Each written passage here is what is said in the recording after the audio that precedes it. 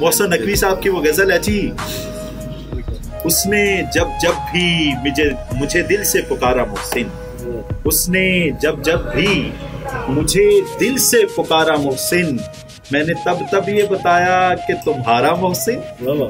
लोग सदियों की खता, आप ज्यादा वावा कह सकते हैं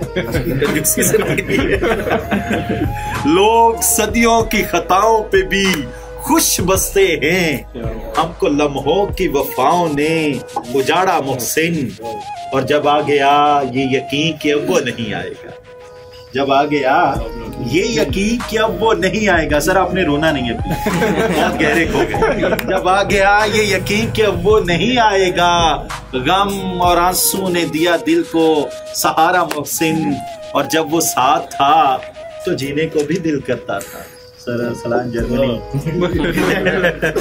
जब वो साथ था तो जीने को भी दिल करता था, तब तो पल भर भी नहीं होता गुजारा मोहसिन। और हासिल कलाम शेर है, उसको पाना तो मुकद्दर की लकीरों में नहीं,